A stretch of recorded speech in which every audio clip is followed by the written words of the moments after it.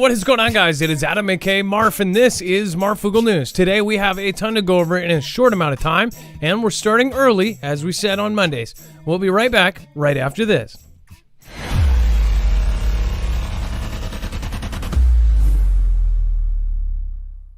Nothing in the show should be considered legal, medical, or financial advice. The views of the callers can differ considerably and do not necessarily reflect my opinion, Dex's opinion, or anyone else who works with the show. You should always do your own research and consult with professionals. The internet is full of fake news, so please take everything with a grain of salt.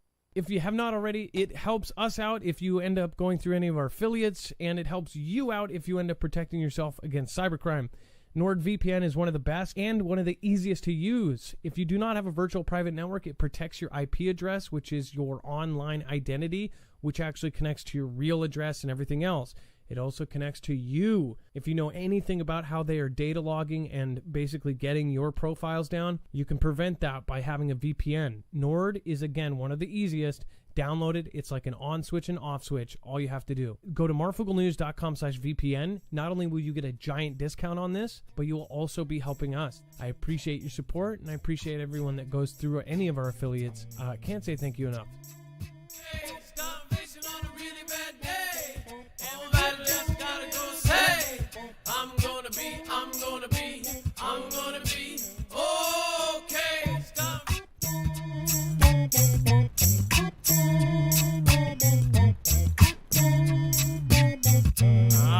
What is going on, guys? It is Adam, aka Marf, and this is Marfoogle News. This is a live show, and if you've never been here before, remember, you can always go over to marfooglenews.com, not only to get our notifications directly from us, you can also sign up for our email list, but you can also go to today's bibliography. Every single article, tweet, video, picture, document that we're going to show you here today will be available over on marfooglenews.com. That way you know exactly where your information is coming from. Now, all you have to do is look for today's thumbnail. What comes next?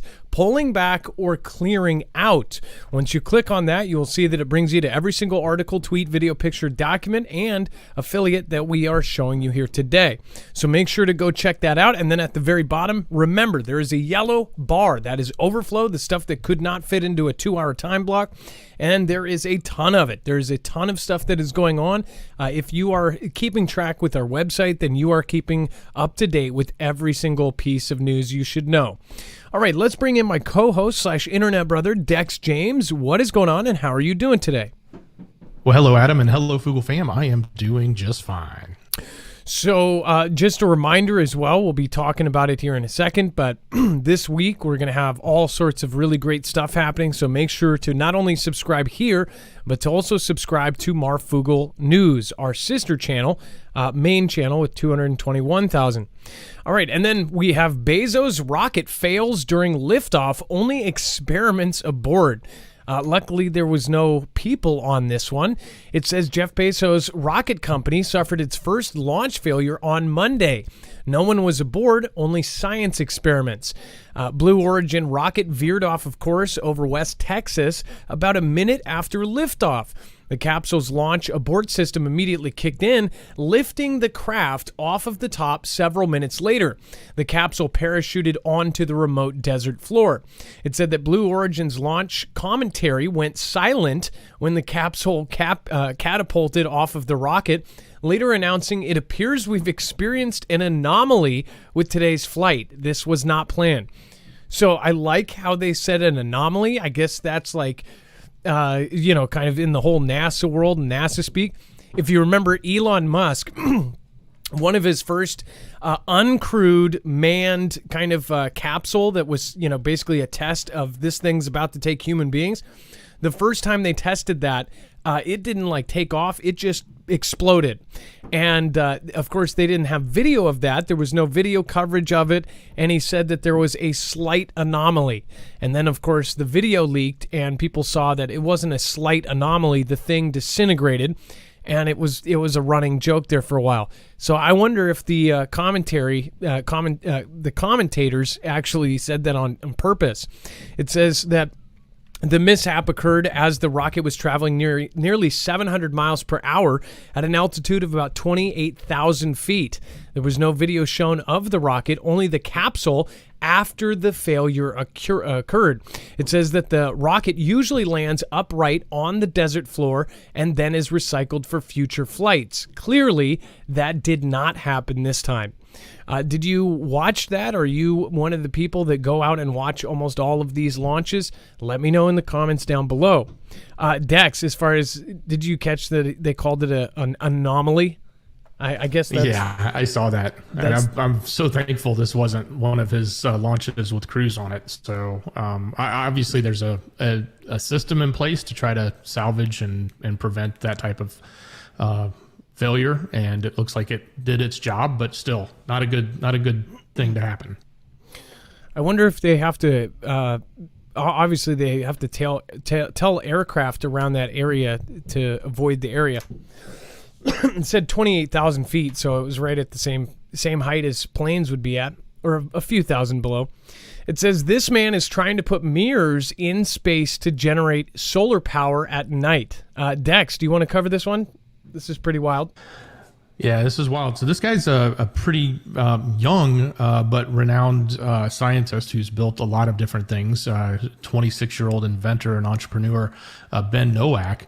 But basically, he was looking at the whole problem of solar, and one of his examples, he said, it's you need 4 times as many panels in Germany as you do in, say, the Sahara or somewhere in Africa, right? And his idea was, what if we could put mirrors up in space and capture that solar energy and then reflect it back down, or beam it or do something with it. And that's basically what he's doing. He is working on a project to actually put tons of mirrors in space and try to create a mechanism by which they can redirect solar energy down. Now, one thing I thought was interesting about this is it actually mentions Xi's 3 Moons project. Of course, China is making a false moon to replace streetlights. So it talks about that here in a second. But one thing I want to point out is how long before we see, and of course, this is like Babylon Bee style, reporting, where how long is it before they have a giant magnifying glass and that's their space weapon? In a couple weeks here, we'll see an article that says, largest magnifying glass in the world made and focused on Africa or something. But it says Nowak didn't invent the idea of using space mirrors to alter localized lighting conditions. A Senate subcommittee on energy production and supply proposed a similar concept in 1977. In 1988, the Russian Zanima project successfully deployed a 65-foot mirror into orbit, sending a 5-kilometer wide roving beam of light triapsing across Europe. In 2017, a Norwegian bookkeeper named Oscar Kittelsen erected large rotatable mirrors on a mountain above the town of Rukjon to combat seasonal depression. I did not know that, and I didn't catch that, by the way. He actually put mirrors that would reflect sunlight onto the village so they wouldn't be so depressed. That's pretty funny. And then Xi's 3 Moons project is building giant orbiting reflectors to replace streetlights. It says the University of Glasgow is also developing an orbiting solar reflector concept called Soul Space. It seems like our future is coming extremely fast, and of course there are some doubters, and I don't blame you, but in the near future, when we're talking about not only seeing the normal like Starlink or satellite or star looking thing that we know is a satellite because of how it's moving, we're possibly going to see daylight basically coming down in small areas. Imagine if there was a satellite with a mirror that would virtually make a small area daylight, even though it's pitch black dark, and it would be in a very concentrated beam. Or if they do it the right way, of course, it would be an area that's basically lit up by the sun, just a reflection of the sun down on the ground. So Xi says their country basically says that this moon project will actually be brighter than streetlights. It will be like day at night in some of the areas they want to do it. They actually want to basically have a 24-hour daylight thing, especially in the industrial areas. So I thought that was very odd. But again, who knows what the heck they're doing. And then AI creator warns of apocalyptic artificial intelligence that will replace need for humans. It says robots could one day overthrow humans in an apocalyptic takeover, a tech expert has predicted. Aidan Meller, the creator of AI DAW Robot, believes that within 3 years, artificial intelligence could overtake humanity, per the Daily Star. So Dex, by the way, 3 years, this is kind of what I was saying, and after watching and doing research on what I was really, it piqued my interest when Zuckerberg went all in on Meta. When he first bought that company, I thought, this is weird. Why is he buying VR and AR and all of this stuff and buying the patents? And now after seeing a lot of his appearances talking about this, some people laugh and say, oh, Zuckerberg's a little avatar or whatever. You have to realize what they are working on right now is the future. We're talking about, instead of going to work, a hologram of you goes to work. You have a headset and some sort of camera setup that basically projects you wherever you want to be. And in your head, you are seeing an image of where you are. And it's not virtual reality, it's augmented reality. It's insanity. They are actually close to this. So we're talking about AI possibly doing a whole 180 from where it is now, where it's just hey, what's the weather, to fully taking over in 3 years. That sounds crazy, but that's actually what a lot of people are saying right now, that it is urgent that people step in and stop this before it goes any further and add a lot more oversight than there is now. Right now, there's virtually no oversight on this. As far as the world governments are not, looking at this and managing it or anything. Dex, what do you think about AI taking over in 3 years? You think that's a little fast? That's 2025, right? That's not that far away when you think about it. This is coming from an expert. This is coming from a leader in the AI space, someone else who's built something that uses artificial intelligence. He's got a robot that's painting art and doing a lot of other things using, cameras in its eyes. And it's, he's got some experience. He also subscribes to Elon's theory that this is a big deal. AI is probably worse for humanity than, the potential of a nuclear issue. So that's kind of interesting to see yet another person, picking up that torch, so to speak, and running with it. I do think, though, he's probably not wrong. Of course, time will tell. But, at the end of the day, if we leave this stuff unchecked and we don't, manage it in a responsible way, and I don't know how we're going to be able to do that. I'm sure the good people will do it, but it's the bad people that you got to worry about, that let things just run amok, and all of a sudden, before we know it, AI has advanced so far that it's doing something we can't control or we can't combat against. So that's the worrisome part of this. It is our destiny at some point that we're going to be facing this. And if you don't believe that, then, I guess you got your head in the sand, in my opinion, because it is coming. It's just a matter of, do we let it overtake humanity, or do we find a responsible way to control it and make sure that it doesn't? Well, you're talking about people that are not, well researched into this. A lot of this is not making the news. Every once in a while, when something's silly that they think they can get ratings off of, they'll cover it. But I don't believe AI really grasps even the new generations. It doesn't get the same kind of pull as, say, a possible nuclear conflict. When they talk about any kind of thing where you are in danger, then people pay attention. But AI, people are still not threatened by it. They even embrace it. A lot of people are adding AI products to their home every single day.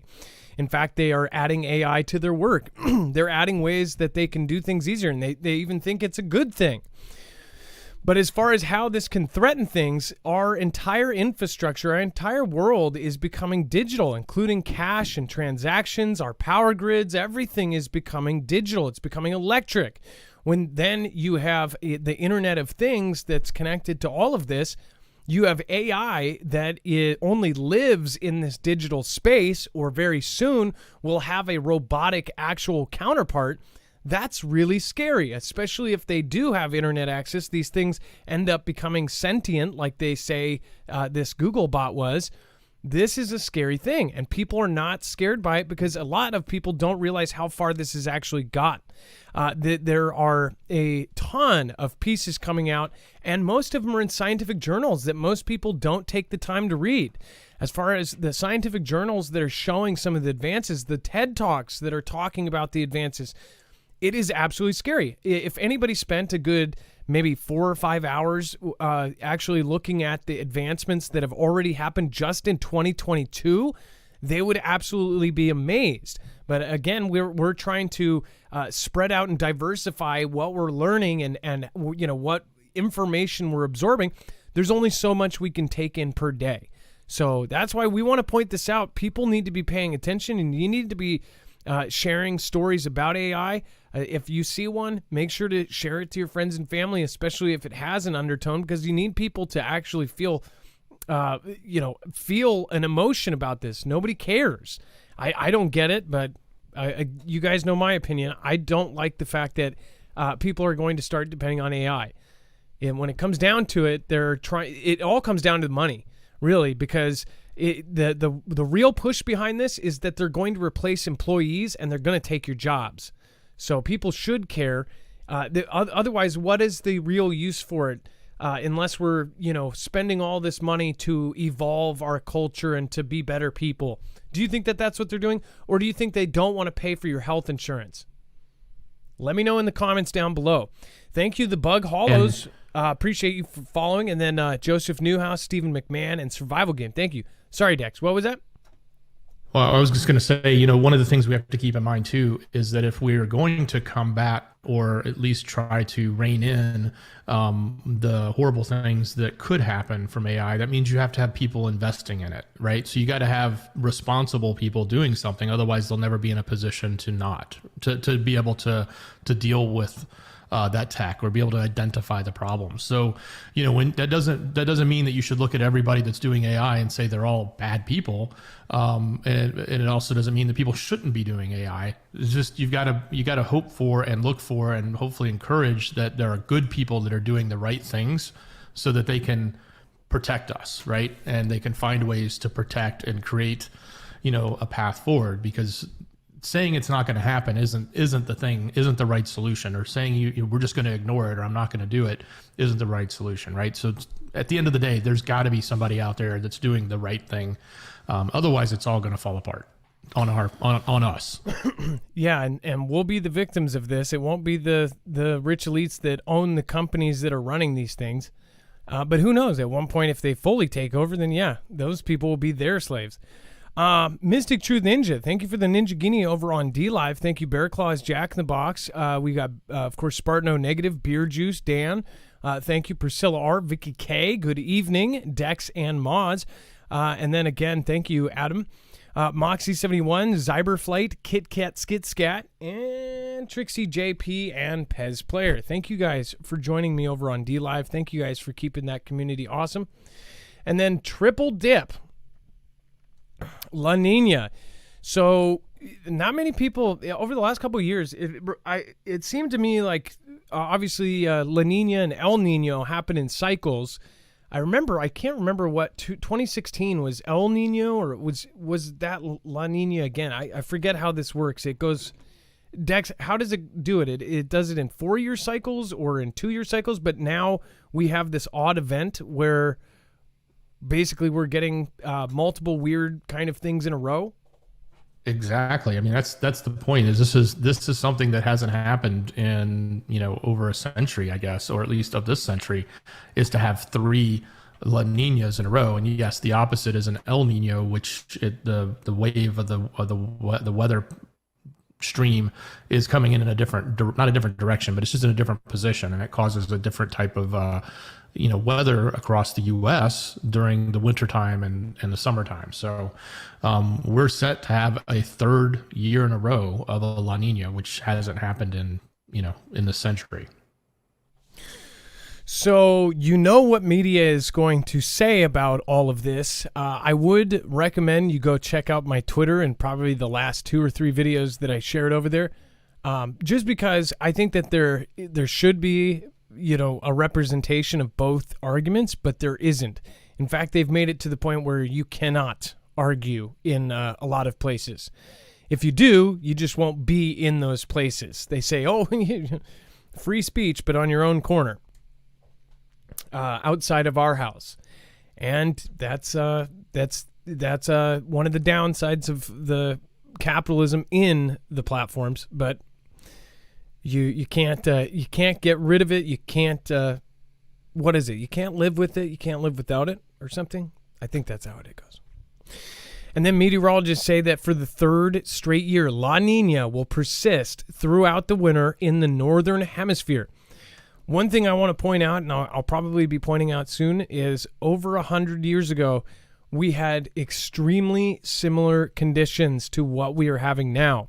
About 133 or 132 years ago, around there, we had, and I looked up these all these charts and everything after I saw a clip of someone talking about previous times that things like this have happened, and it was actually around the same time as well. It had something to do with the sun, it had something to do with the moon, and that was around the same time period that they had the solar event, that they had a Carrington level event. Which I thought that was very interesting. In that same kind of time frame, that was when the Carrington level event happened. So in the same decade, which is it's very freaky to think about. That mainstream news that we accept is saying in 2030 that the moon's wobble will cause catastrophic flooding on Earth. That they're basically telling us, like, oh, the day after tomorrow we're gonna have all this crazy stuff happen. And it's most likely going to happen. And that's something that is not really being debated right now. It was all over. It was every single news source covered that. There was no other side to that. And it wasn't related to the weather argument. That was totally related to solar and the moon science. And they say that it's confirmed that around that time period, because of some wobble with the moon, that we're going to deal with all sorts of crazy flooding and events. And we're not even there yet. We're dealing with 3 La Niñas in a row. This is really, really odd. Some have their theories about it. I'd love to hear your opinion on it. Give me a comment down below. So yeah, this La Niña began in September of 2020. La Niña climate pattern is a natural cycle marked by cooler than average ocean water in the Central Pacific Ocean. It is one of the main drivers of the weather in the United States and around the world, especially during late fall, winter, and early spring. Just to explain what El Nino is, it says the opposite to the more well-known El Nino, which occurs in the Pacific Ocean, water is warmer than average. Well, this would be the first triple dip La Nina this century. It's not unprecedented for the pattern to last more than 9 months to a year, which is a typical for a La Nina cycle. So what a trip. All right, and then before we move on, I got some exciting news. So we're going to actually be talking about the moment Yob thrown to the ground by the royal goons there. So we'll talk about this here in a second. First of all, if you haven't checked out Energy, there's some exciting stuff that's coming tomorrow, so I'll talk about that in a second.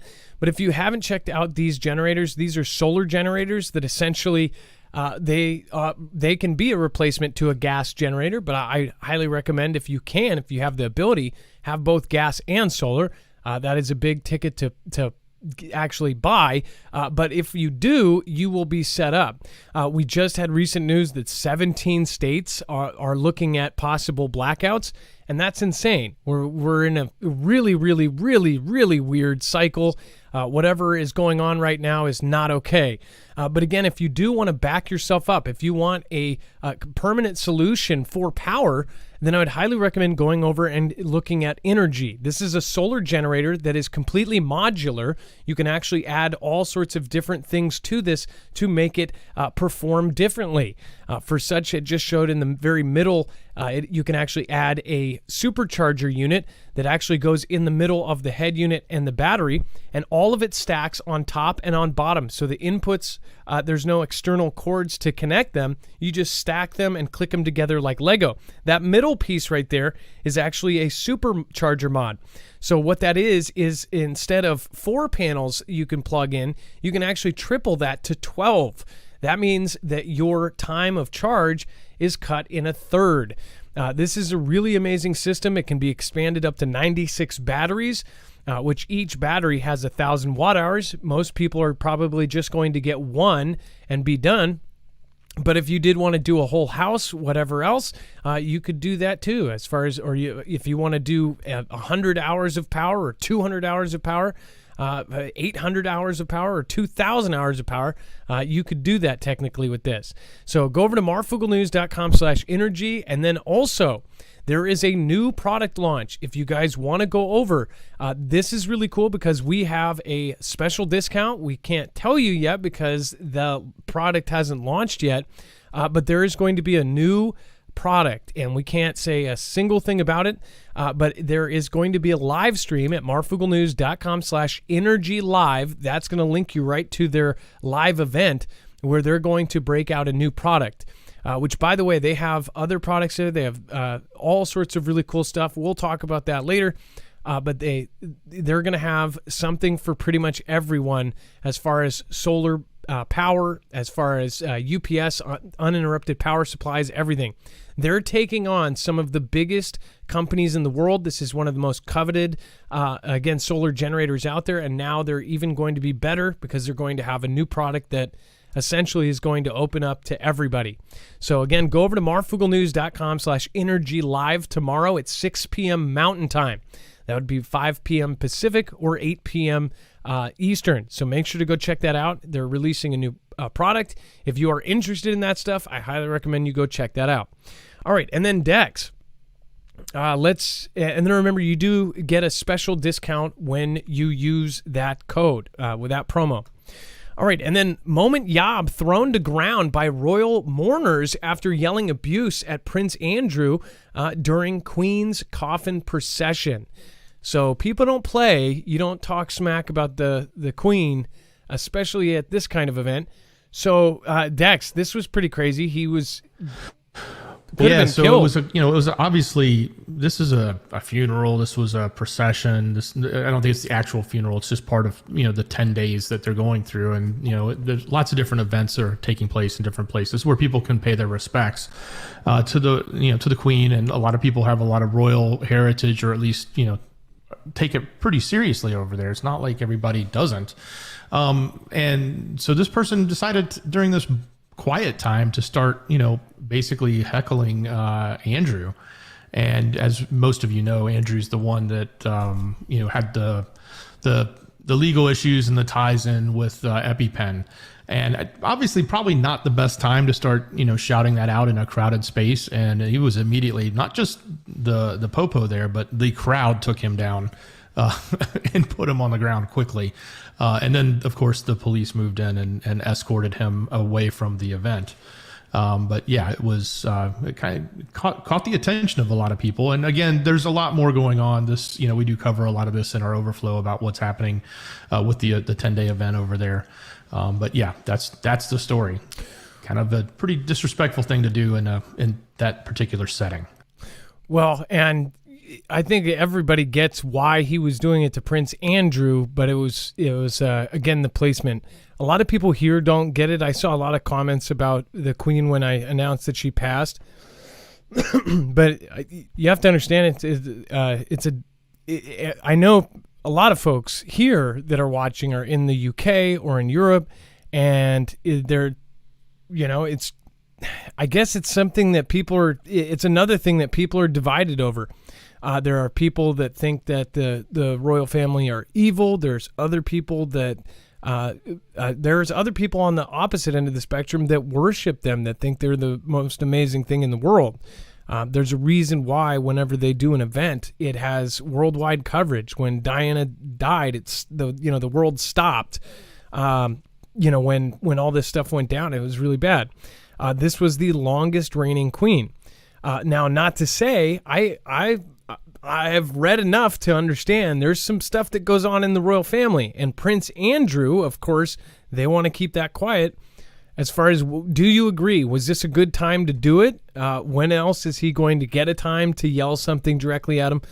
Do they have the video of Prince Andrew's reaction to that? What did the guy actually say? That's, again, you can go over to the website, marfooglenews.com, and see the rest. And then Iran says it has developed a Rash-2 drone designed to hit Israel, Tel Aviv, Haifa. It says that that Iran has designed a drone named Arash-2 specifically for targeting the Israeli cities of Tel Aviv and Haifa. And I apologize if I'm saying that wrong. Haifa. It says a senior military commander said on Sunday. It says, we have specially designed this drone for Haifa and Tel Aviv. This is a unique drone that was developed for this task. It says that they will unveil this drone's capabilities in future exercises, he said. It says that they do not recognize Israel and Iran military commanders have repeatedly threatened to attack the cities of Tel Aviv and Haifa. Efforts to revive the 2015 nuclear deal between the world powers, which Israel opposes, have yet to succeed since negotiations began in Vienna in April 2021. The 2015 deal, formerly known as the Joint Comprehensive Plan of Action, offered Iran sanctions relief in exchange for curbs on its nuclear program. Israel believes that the deal is too generous to Tehran and is opposed to efforts by the U.S. and the EU to restore it. So they essentially let the sanctions relax as long as they're not making scary nukes. But again, Iz's opinion about that is that they're too lax and they shouldn't be, helping evil people.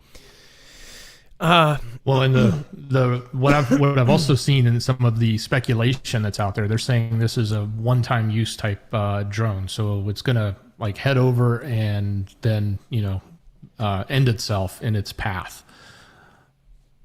Well, I'm not surprised the slightest. This is the technology that I was just talking to my friend Brandon about how if they ever if Xi did an invasion here, if just hypothetically, if they ever did, or any country for that matter, that would be the technology that you would want to use before you land. I think that they would send 1,000, 2,000, 3,000 drones, and those drones would hit specific targets and just fly in under the radar, at 100 feet high and zip through, hit the target, go boom, and take everything vital out. And that's what they're working on. That's what they're testing. They've got test grounds that look like cities. They've got urban environments where they're testing these drones to be able to fly through city streets and then hit a very specific target. And everybody go, well, that's, some people go, oh, that's for Taiwan.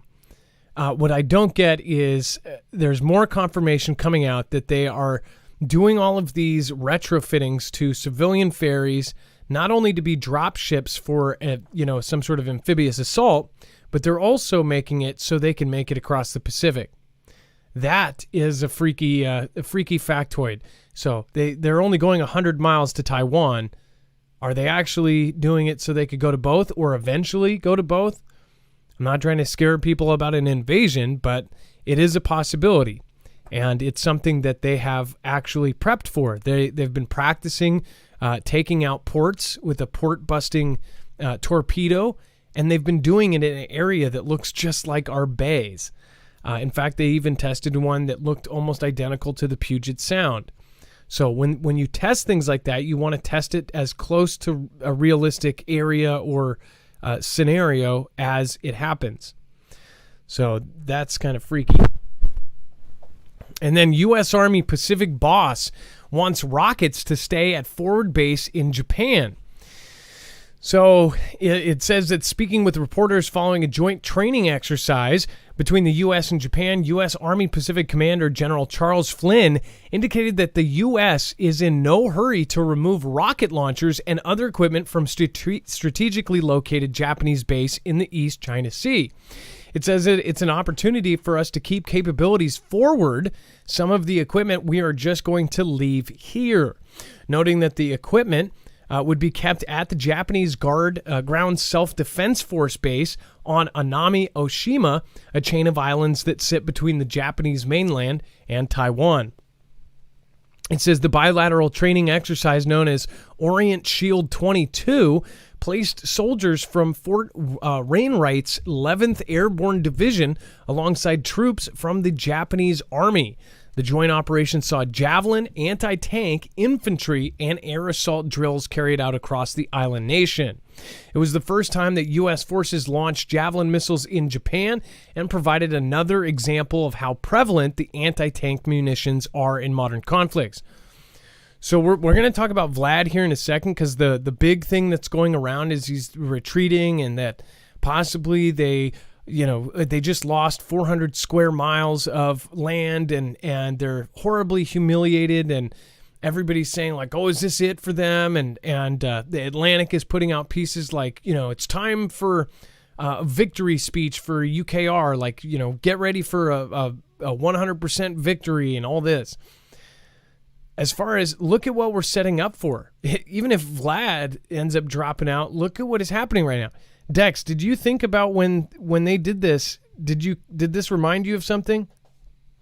Oh yeah, totally. This was exactly what Vlad did in UKR when they did their drills, and they put in all the equipment and they left it there, and they came back a year later and did the invasion. So it's definitely a sign, and it's also kind of going to this point that we've made before about these drills. Whenever you see drills, it's always an opportunity to move equipment, and to move it under the guise of a drill, as opposed to under, the guise of aggression or some other form, right? So, this is a perfect example in this scenario where we went in, said we were doing a drill, basically outfitted this whole area, and then now we're saying, okay, leave it there. We'll come back to it. And it's basically we've planted all this equipment there in preparation. So they didn't just do that just to do a drill. They did it because there's a reason, right? And he even said it. There's this reason coming that they feel they need to be able to act quickly in that area.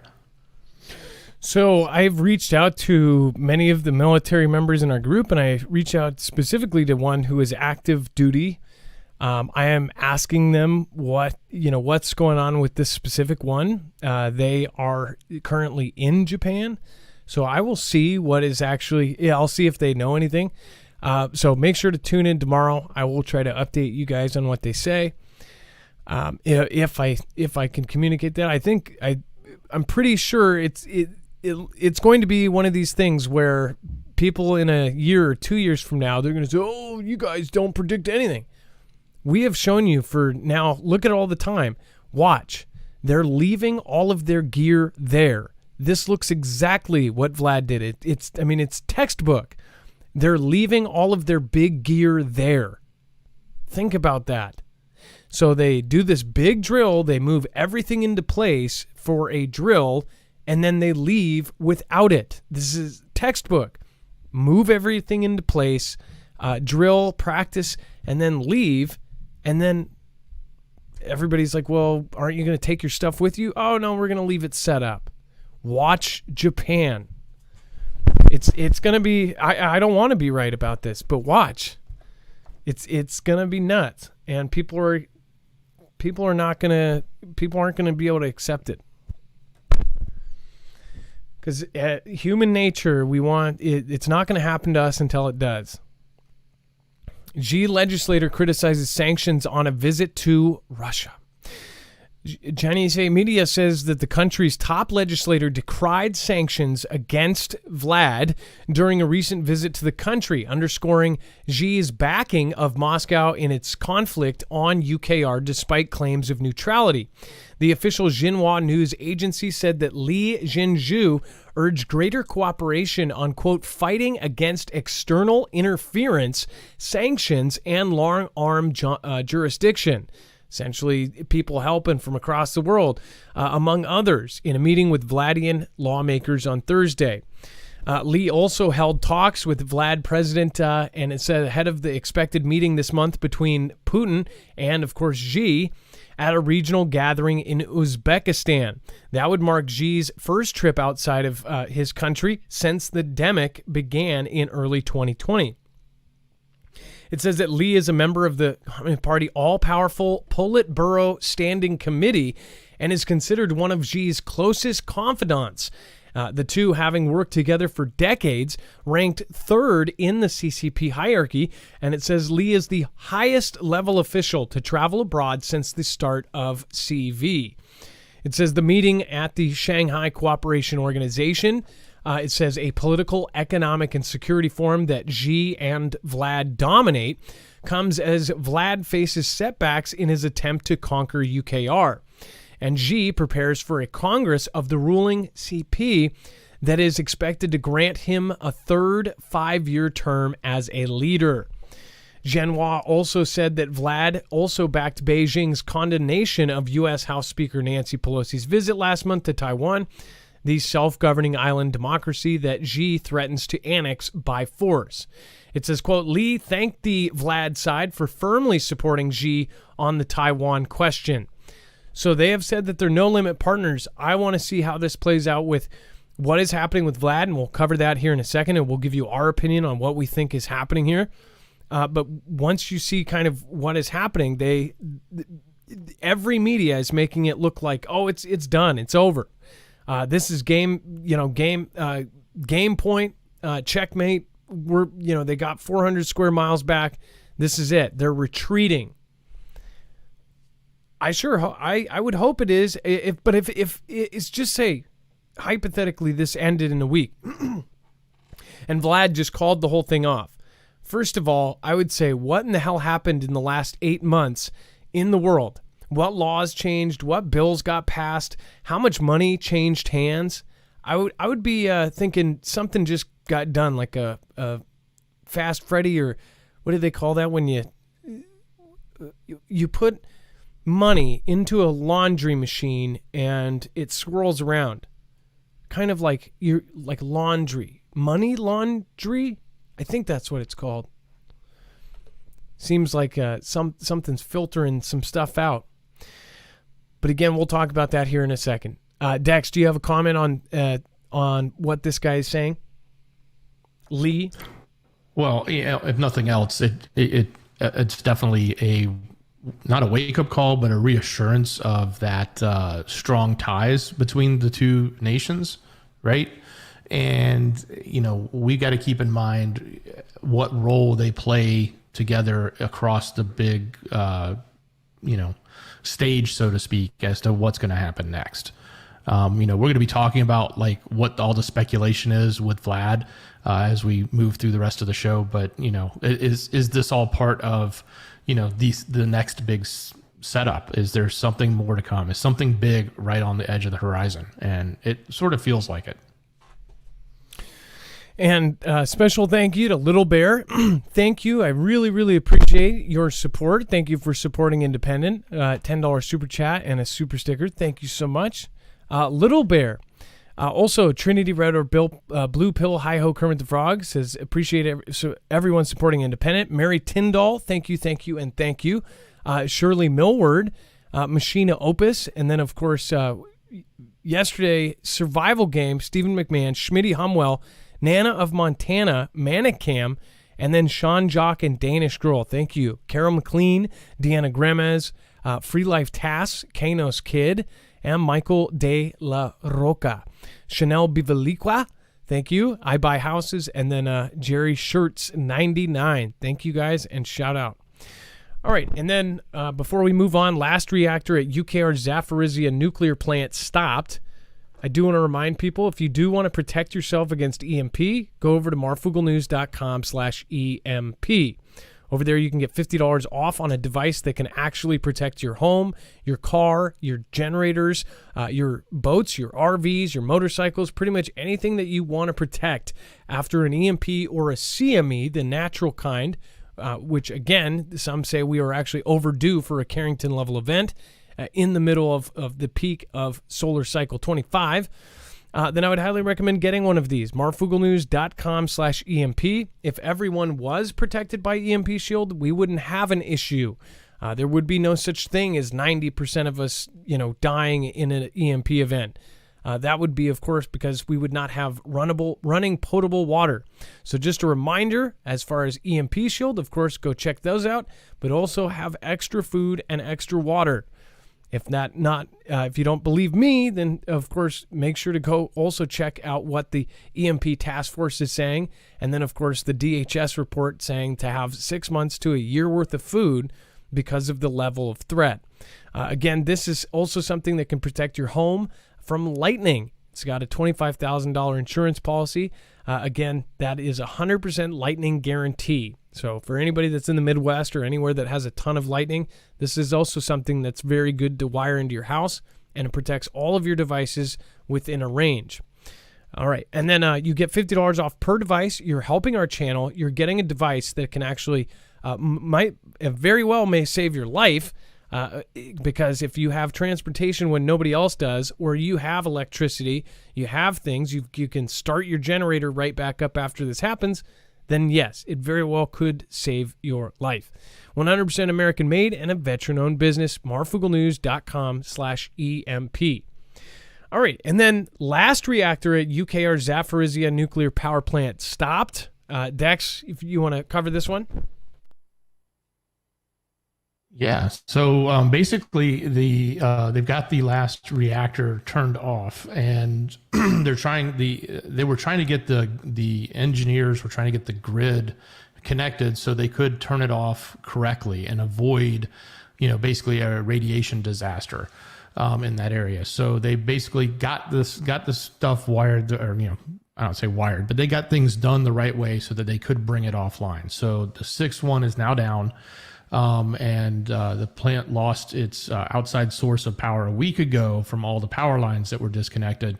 So obviously there's still events happening here. There's still, a lot of finger pointing as to who's on what side doing what to that, but it's in the middle of this conflict area, and it's not a place you really want to have all this happening. So having the plant, I guess in this case, they've got it shut down, and which puts it in a safer position. It still probably doesn't just render everything, totally safe. I'm sure there's other things that could happen, and we do have inspectors that have been there. They do have people from the IAEA that have been present and going through and trying to determine what they can do and what they can't do. As you remember, we reported a week ago, they all had to leave because they thought it was, the situation was pretty bad with the shelling and the other stuff that was happening. So this continues to be a story. We'll continue to follow it and monitor it. But that's the current state of affairs. So when whatever is going on there, we'll follow the situation. Obviously, everybody's been talking about this, saying that it's possibly going to, radiate all of Europe. I think it all smells fishy to me as far as what is happening right now, and we'll get into that in a second. After 200 days of conflict, the tide has turned in UKR's favor. So essentially, it says that military experts are gushing over UKR's stunning military advances over the past 72 hours, which broke through Vladian lines in the Kharkiv region, reclaimed more than 1,200 square miles of occupied territory, and forced hundreds of humiliated Russian troops to retreat in disarray, abandoning their equipment and running for their lives.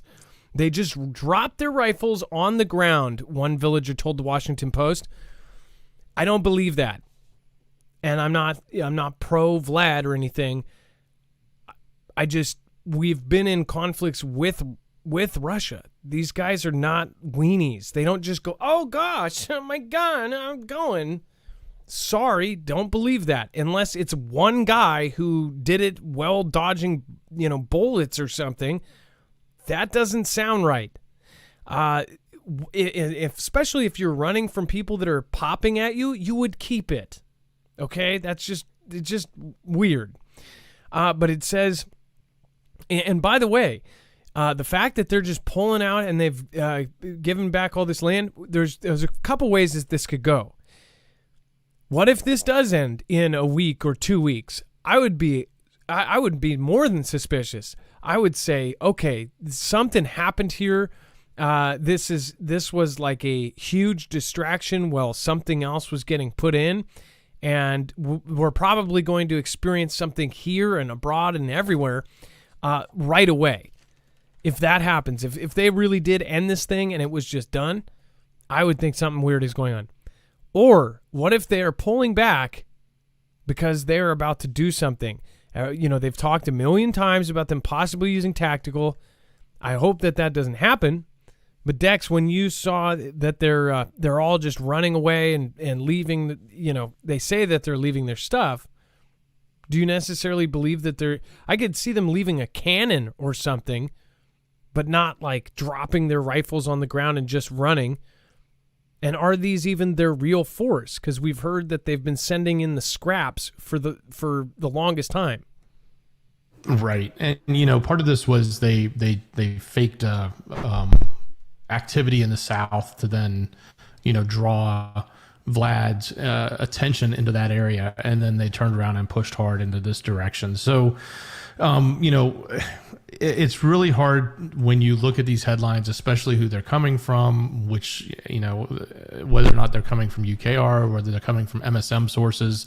In this one, I think they were quoting WAPO, so you kind of have to always take this with a grain of salt. But at the end of the day, then we have to pay attention to the narrative that they're pushing towards us, which is, hey, they are pulling back, or they are running back, or they're dropping their stuff and, surrendering. Whatever message, you want to take, that is indicative of something is going on. And if it's true because they're losing, Vlad's losing, and that's what he's doing, that's one thing. If it's true because maybe he's pulling his troops out because there's going to be something else, that could also be what you would read between the lines or here. Is it- and I sort of, it seems like there's something big about to happen, and it's not like, a Victory Day parade through, the streets of Kiev. So another thing, or maybe everyone is losing complete support for this whole circus. Okay, the whole world is questioning it. People are protesting in countries and they're not covering it on the news. You're only getting one side of something because the other side, even the people that essentially were respected journalists, they're all banned. You don't see what they're saying. Even neutral ones, neutral journalists that are there, they're not allowed to speak right now, either by our side or by their side. What if this was needed to get that bump in support or something? When you look at all of the articles that are out, it is insanely, it's just the same message with a different headline. Humiliating this, humiliating that. And you see Vlad's picture on all of these headlines and it shows him angry or sad or whatever. You think he's just going to quit? And now they're saying that his country is calling for him. We'll cover that here. Here, let's actually move this one forward. Actually, I guess we'll just wait to talk about that. I'll mention it because they're basically saying that that they're asking him to step down. We'll talk about who in just a minute, but this is to give everybody sees this and they go, oh, cool. And it's like they're always putting us on an emotional roller coaster. See past that and say, okay, so they got 400 square miles. And then, by the way, so they got an area back. They did they said that it's the greatest counteroffensive since WW2, that this is a huge thing. If they did do a crazy, huge, just amazing attack, it's most likely because they had help from all of NATO, right? But does that mean that this is a horrible failure? The whole country is going to say, Vlad, you got to get out of there, or we're not supporting you in all of this. This is what our media and NATO media, everybody here is probably in a NATO country or around. That's not everybody has YouTube or at least gets my videos there. I think that something far different is happening as far as I believe they gained 400 square miles back. But do I believe that he's just going to give up or he's going to resign or step down? Not without a world power intervening. And then it says Vlad's strategy to weaponize winter. It says, as the summer conflict in UKR transitions into autumn and the harvesting of sunflowers begins, repeated Vladian military setbacks in the Donbas region and Kherson Oblast are forcing Vlad to show his hand. Impatient to reverse course on the battlefield, Vlad is signaling that Moscow fully intends to weaponize Europe's winter energy needs for not just UKR, but for the entire European Union. It says, under the current circumstances, Russia ground forces may not make it to winter, UKR President Vladimir Zelensky possesses the Valerian steel sword.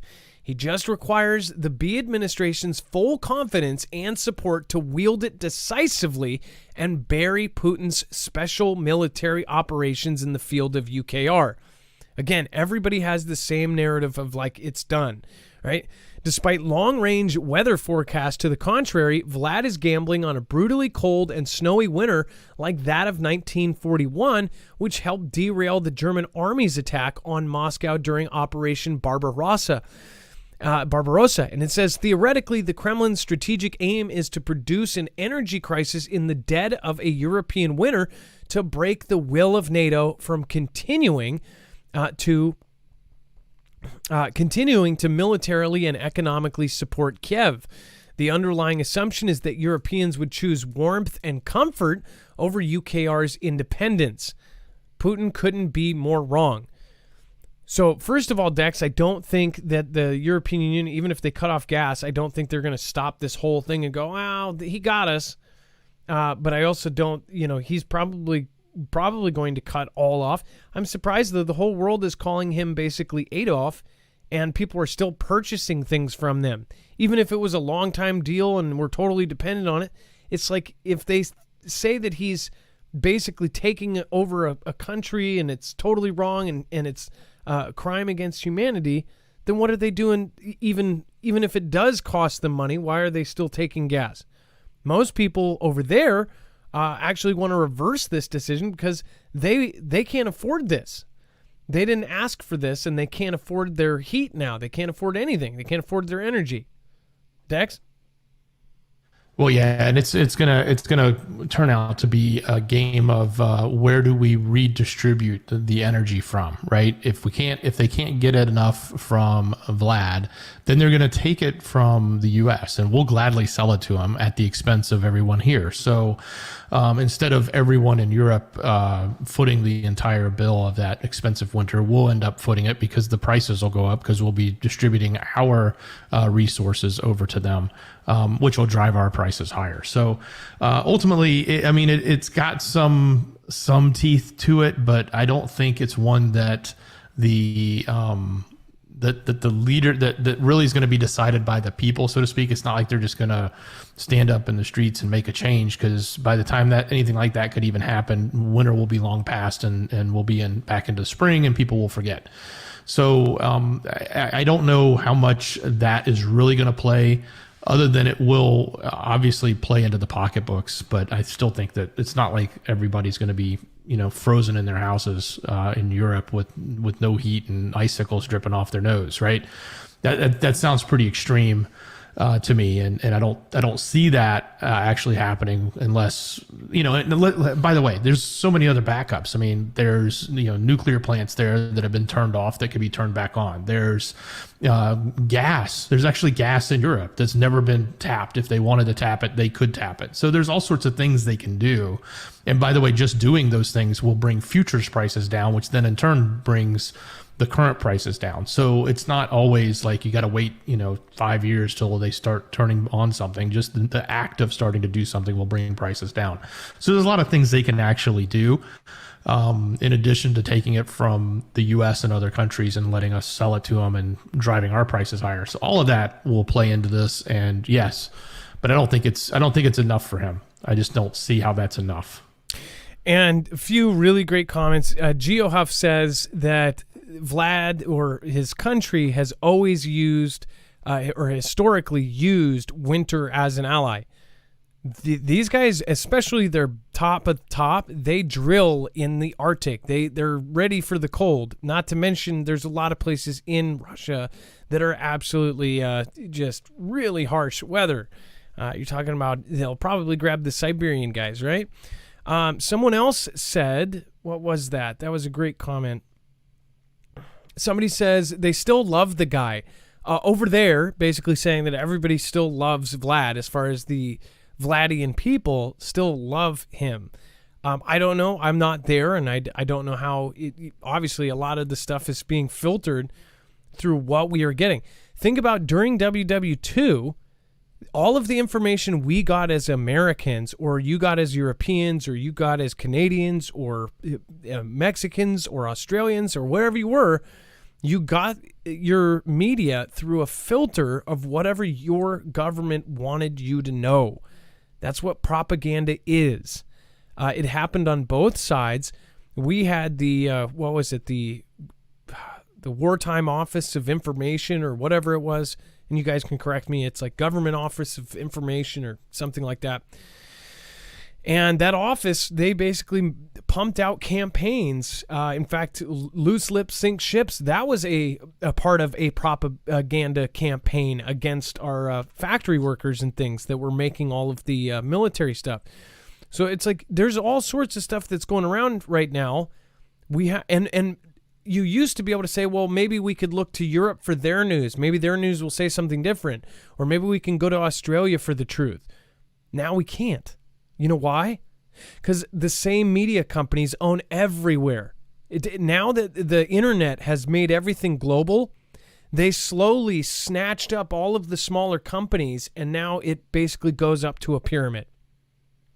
So all of us are receiving the same kind of white papers from all of this stuff.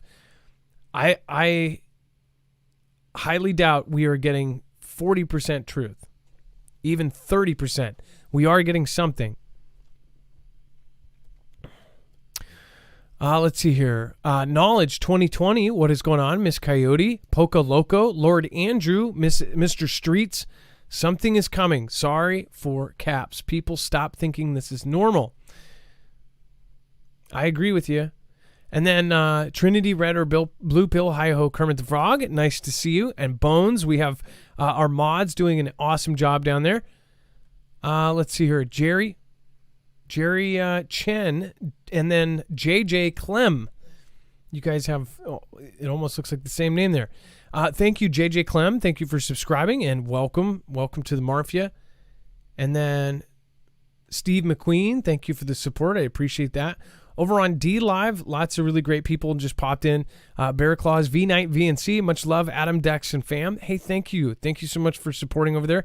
SG83, Dan Gold, Crazy Coyote, Kimbria, Zyber Light, and then, of course, Mystic Truth. Thank you again. Okay, so what is it being... So there was another comment that I missed, and I totally forgot it. Little Bear, hope Marfoogle will cover the Illinois thing. Really scary. Also, Rocker Dez, as the saying goes, never believe anything you hear and only half of what you see. Well, that saying, I think, especially since the internet popped up.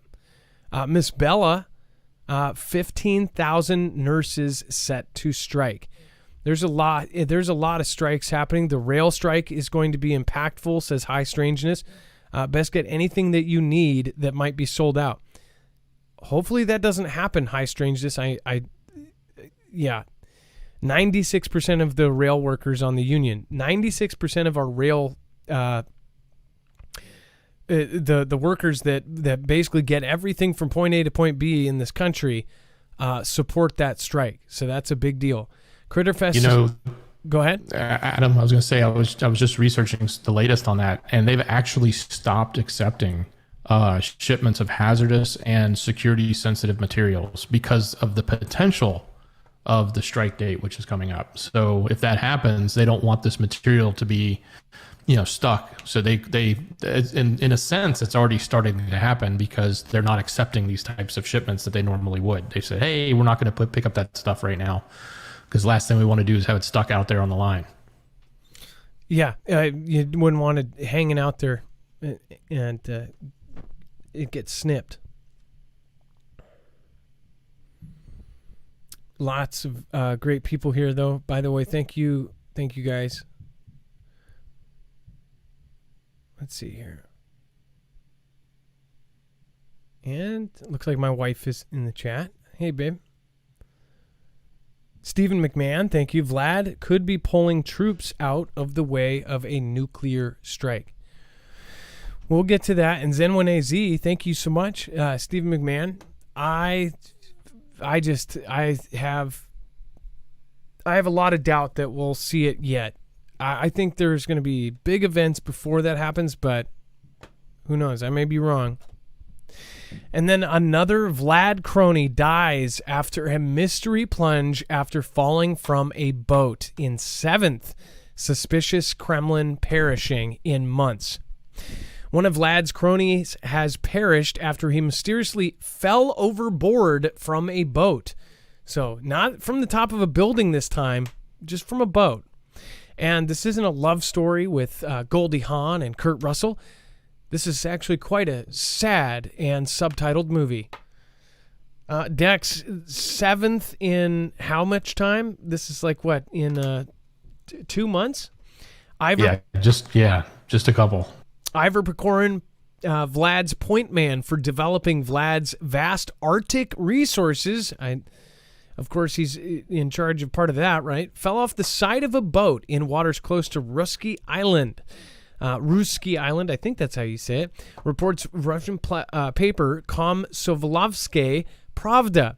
His body was found after a search lasting more than a day.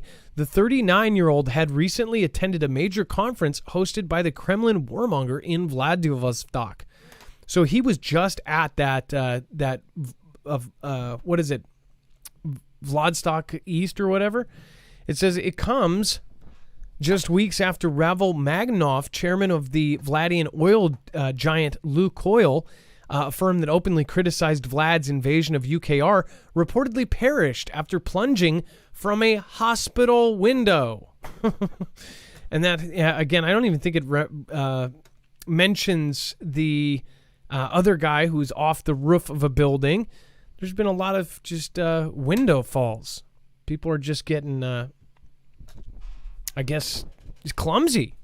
He must have just fell. And by the way, they say that the water, it wasn't like 40-foot waves or anything. It was calm waters. If it was an accident, it was, it wasn't because of rough waters or, rogue wave or something. It was probably a rogue agent, more like, but who knows?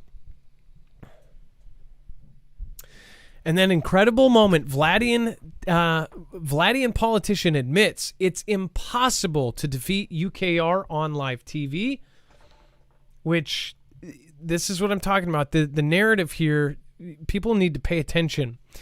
Real quick, marfugglenews.com/prep. Make sure to get your long-term survival food, freeze-dried food there. Highly recommend you have freeze-dried food. Again, 25-year shelf life, and you get a discount through us, and you help your favorite independent channel. That's marfugglenews.com/prep. Make sure to go check them out. They also have the Alexa Pure Pro gravity-fed water filtration system.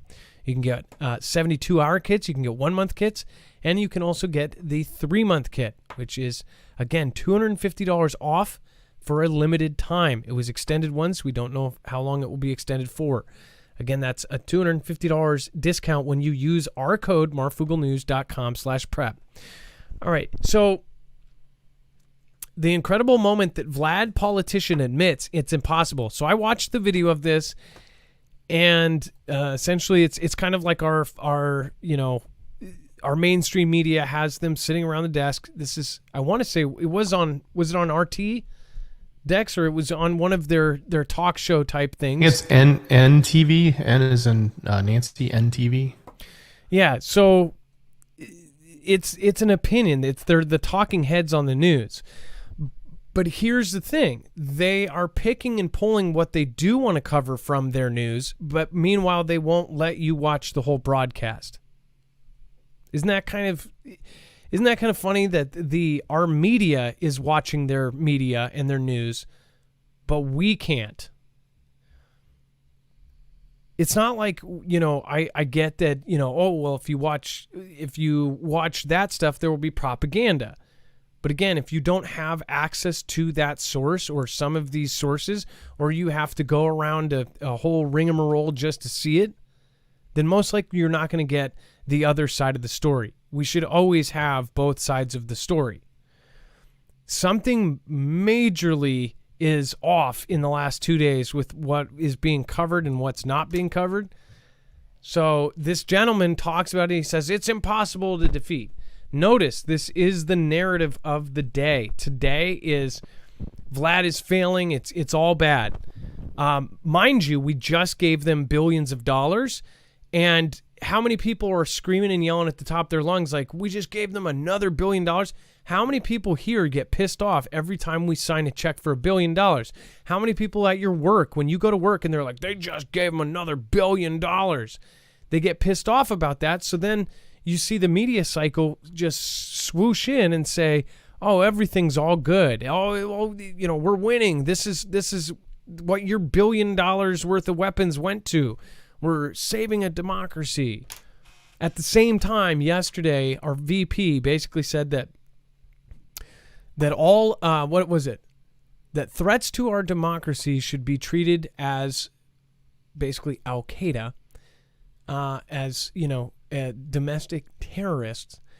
The same day does a speech that also says that people on one end of the spectrum, on the right side, that they are a threat to democracy. So it was a runabout way to say that anybody that leans one direction is basically, somebody who's going to fly something into a building, right?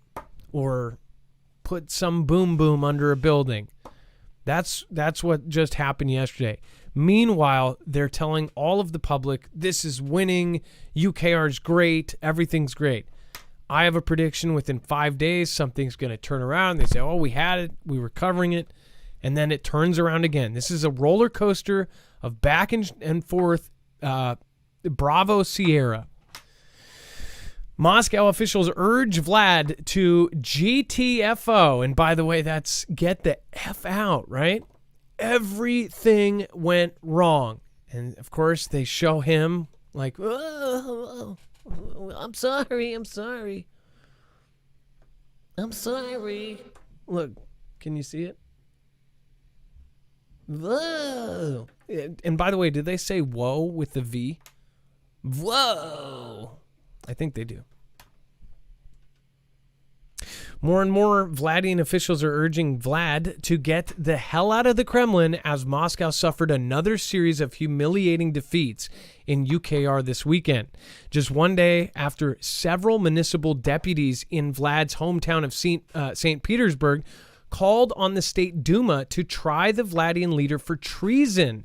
Their colleagues in Moscow joined in and demanded he step down because of his views are hopelessly outdated.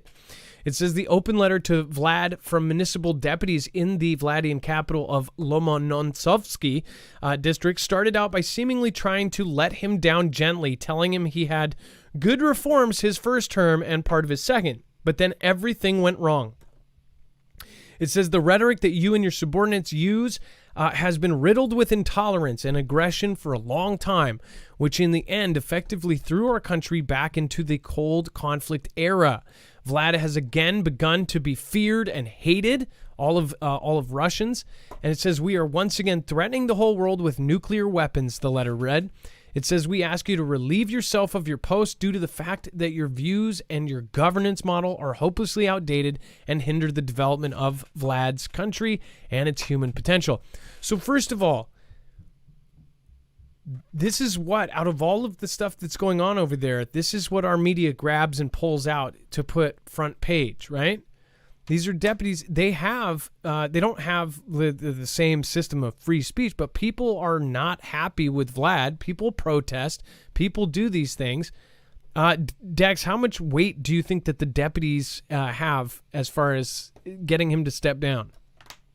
Well, and these are in towns, right? So yeah, I don't know. Yeah, I don't they're know like they have a lot mayor. It was, yeah, it's sort of like they went and found this and said, let's put this story together and make it a headline. And this is big news, right? they're making it out like the all of the rest of the government of Vlad's territory there is coming out saying, step down, step down, step down. They make it look that's like really the case. They make it look like his VP or the equivalent, right, is saying, hey, step down. These are tiny deputies in tiny towns. One of them is a little bit bigger, but again, it's like this is like the equivalent of like a administration lead in one of the governments in one of his cities, and yeah, people aren't some people are not happy. It's not like you're going to have 100% approval rating, even if it is a communist-run country, right? People are going to be pissed. People are not going to like it. My point is, so the thing that I have a problem with, I'm not trying to say, this is pro this or pro that. I'm just anti of the omissions they're making while they're doing all of this coverage, and the stuff that they choose to pull out. It's obviously manipulating people into a very specific thought. And what we notice is they change it every other day, and there's this roller coaster of stupidity. It's just, this day it's going to end right now, and then next week it's going to say this is going to go on for years. They'll pull out a story of a TV reporter saying this is going to last 8 years. Watch. In the next couple days, we'll see a news reporter on their channel saying this may last 20 years. Somebody commented, says, is this new conflict going to be the new Vietnam? It could be. It could be a horrible, just a waste of everything, right? But it's what they choose to pull out. So what do you guys think? I would love to hear from you. And then again, what do you guys think as far as why do you think that, do you think they're retreating because they are afraid? Or do you think that they are retreating because they're regrouping, or that they are possibly going to take the next step? I highly doubt that next step, which is like tactical or sending in a nuke or something like that. What do you guys think, though? I'd love to hear it in the chat. Pamela Anthony's, Veronica Powers, mom of 9, got my 3-month kid and Alexa Pure Pro. Veronica, you're going to be really happy with that. That's the 3-month kid especially is so. Open it up and try one. Tell me what you think. Again, let's see here. Thank you. I Love Jesus Forever over on DLive. And again, V-Night VNC. Thank you. Let's see. Who just said that? That is hilarious. I can't read that. Oh, man. We have some of the funniest people here too. I wish people could do reaction videos just in our comments. Let's see here. Oh, and Dex, I can't. Okay, there it goes. I was gonna say it wasn't gonna load the next one. Dex, do you want to cover the new Scooby-Doo Velma branded a Karen? Yeah, so I guess everybody's up in arms over this popular game that came out. There's a new Scooby-Doo game, and the video game's called Multiverses. But everybody's upset because in the game, apparently what happened was Velma's job was when you solve the crime to like hold up a wanted poster and then start signaling for the police to come and get the bad guys that were, I guess you discovered who did what or whatever, just like in a normal Scooby-Doo type episode, right? But in this case, what everybody got upset about was there was this scene, I guess, where she reports a LeBron James character, and so it just created a whole bunch of outpour about this whole reporting to the police and stuff like that. So they literally went in and changed the game. So now Velma does not summons the law enforcement. She just calls the Scooby-Doo gang over, and they load up the bad guy in the car and take him off to whatever happens next, which doesn't actually happen. So just kind of a funny story in the sense of, like, look at what, we talk about all the changes from, people like in, what they do in G's land. This is just one that's going on here with the culture, but not trying to get very political on it, but it was just kind of humorous that Scooby-Doo, Warner Brothers, and this game is literally having to put out updates to change the way the game works. And it's a pretty popular game. I don't know. I don't play games, but maybe you've seen it. I've never heard of it, but what I have heard of is I don't know if anybody has been following the new Lord of the Rings show. So the new Lord of the Rings show, I think they spent a bunch of money. People were not happy with even the CGI in it. A lot of people said it looked really bad, and I'm thinking, it's not a Lord of the Rings movie, it's a show, so I could get past that. But what people are arguing about, and all of Twitter is aflame, and on YouTube, a lot of people like The Quartering are doing videos on this, is the fact that they added people of color into it. They added women. They added homosexual characters. They added all sorts of things. And I haven't watched more than the first episode. It was really slow, and I couldn't watch it, and I didn't know about all this drama. Basically, what happened is it got such bad reviews that Amazon has been holding back, because it's an Amazon exclusive. They basically, all of these Redditors and everybody that's been watching basically can prove that they've been holding back, deleting reviews, and then they've even gone a step further, and the Lord of the Rings, like the company that's doing it, is basically saying, if you don't like our show, then you're racist, right? That you're a racist. And the other side are saying, no, we're not. It's because they're basically saying, well, nobody ever said that there wasn't people. There were people of color in Middle Earth. There's people of color everywhere. There's people of color. Middle Earth is full of people of color. Everybody responded, and this was somebody that was an official capacity, and said, no, in the JL, the Tolkien, the lore, it wasn't. And that's part of the actual, however old that book is, it's adding something that wasn't there. So that opens up a debate, and it should be something that would be able to be talked about and have both sides represented. Do you change history, or do you take old books and since it's a new variation? Yeah, you can do that. But if people don't like it because they are old school J.L.L. Tolkien, I always screw up his thing.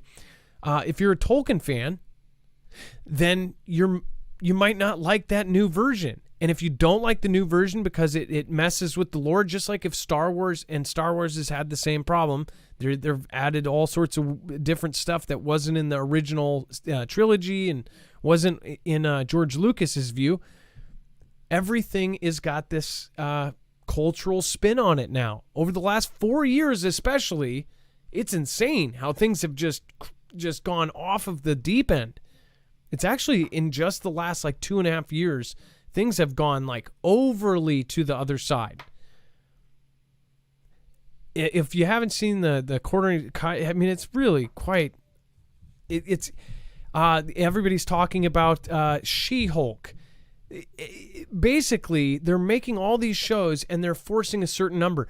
The Disney Channel, which by the way, I'll probably do a video in the future. The Disney Channel is adding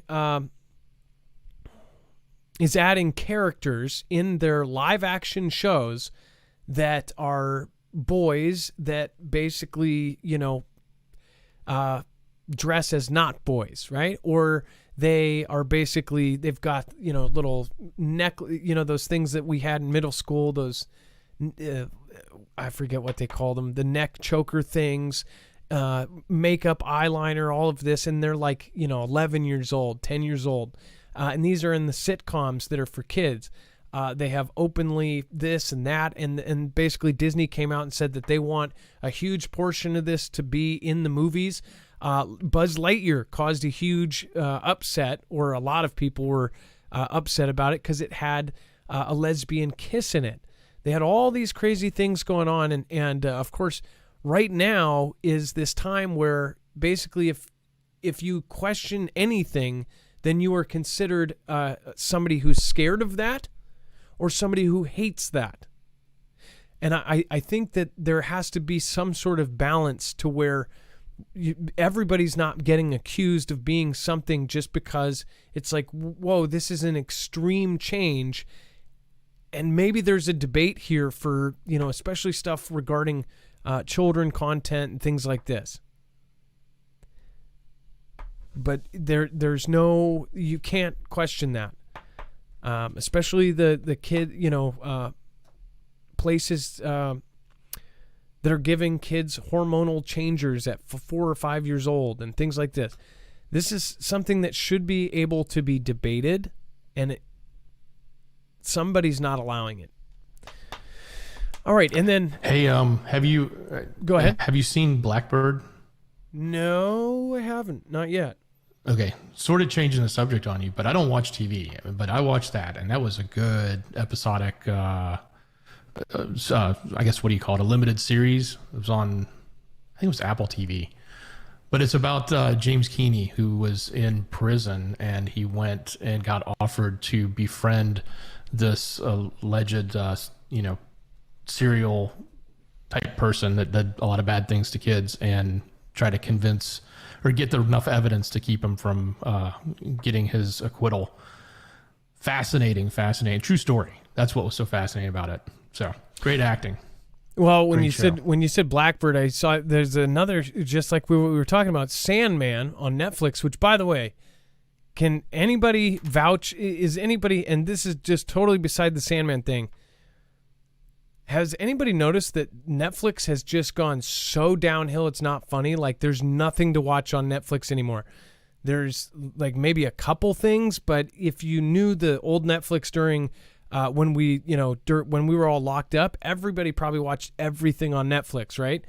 There's like no new stuff, and I know why. All of the other companies now have their own streaming services. Paramount's got theirs, Hulu's got theirs, Visca's got theirs, HBO's got theirs, Cinemax got theirs. Everybody has a downloadable app, and everybody's going out separately to get all of these different movies and paying for an app. But I don't think people are paying for Netflix any. And we did see a huge drop in Netflix's numbers for the first time in years or whatever. But also all the drama that happened with the Dave Chappelle stuff, with the Cuties thing, all that. They're just not getting good shows anymore. What do you guys think? Have you been on Netflix lately and seen it? Or did you still cancel it from Cuties? There's just nothing on there. Nothing. And then Sandman came out, and it goes to the other end of the extreme. Sandman, I believe, for the first 7 episodes of that show, they went to the other extreme where there wasn't an actual straight relationship. So they had all of these different relationships. Not one was straight until I think the 6th episode or the 7th episode. So is there a way that we can balance and put it somewhere in the middle? I think it's like almost over, didn't have this for the longest time, so now we're going to do all of this. I think there's got to be a balance. I think that would make people less, it would be less of a huge shock to everybody's system. All right, and then Dex, let's go over the web-only content. We've got lots of stuff here, and including lots of other stuff, basically continuing what's happening in Vlad country.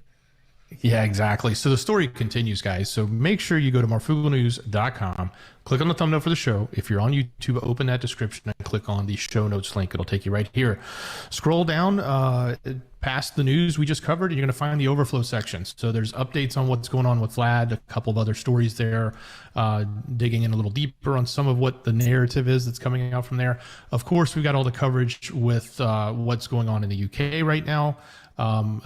Allegedly, they're limiting the number of representatives that can show. So I think they only invited our president to be there, and he may even have to ride a bus. So if you want to know the full story on that, go check it out. It's there on marfooglenews.com. All of the updates that's going on with T-Man and that story will just be in the news. I think they'll never leave the news, at least between now and that big day in November. So that we'll continue to keep the updates going there as well.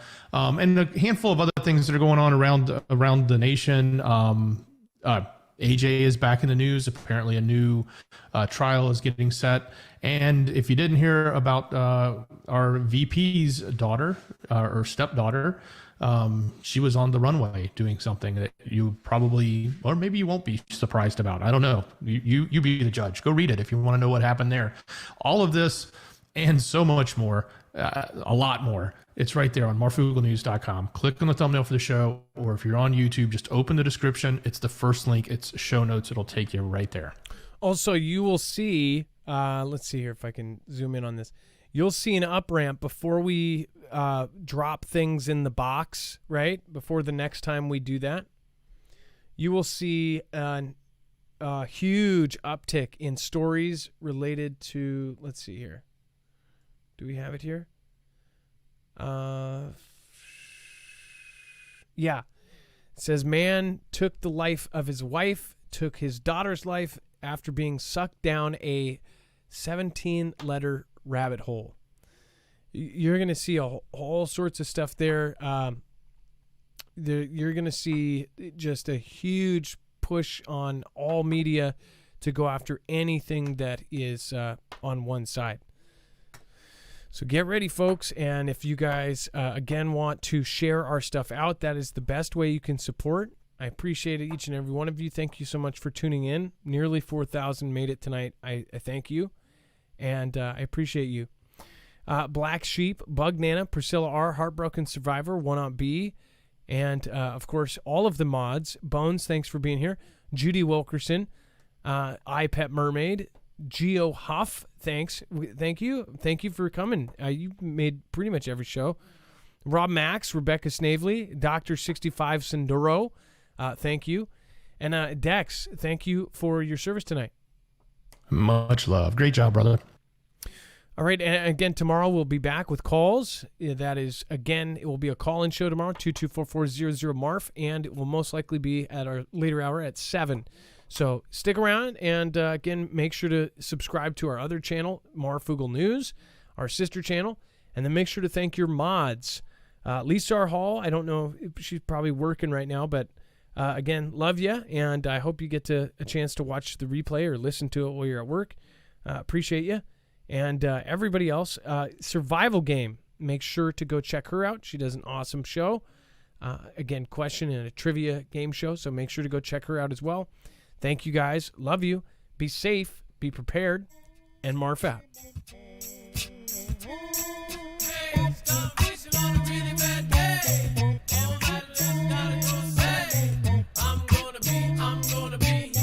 You thought you were getting away. It's a shoutro. It's not an outro. It's not a shout out. It's a shoutro. I'm gonna be okay. Stop wishing on a really bad day. Gotta go say.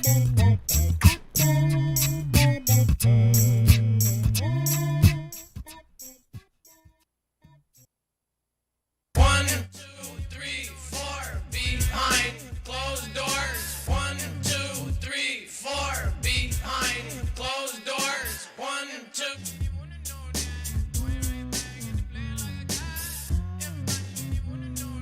All right, let's make a new one.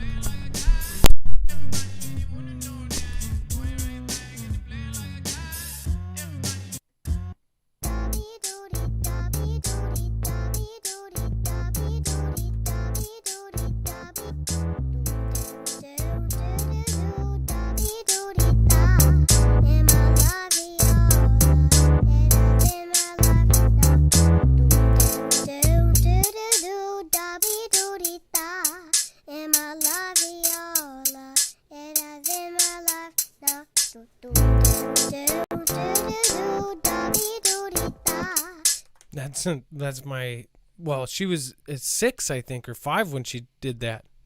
She just came down and started singing into the mic.